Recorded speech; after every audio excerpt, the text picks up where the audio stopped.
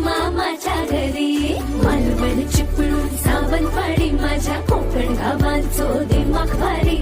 दिसते भारी गणपतीची स्वारी माझ्या कोकणा वाटे तुम्ही वळवा गाडी. धमाधमान हाका गाडी माझ्या कोकणचो रस्तो नागमोडी.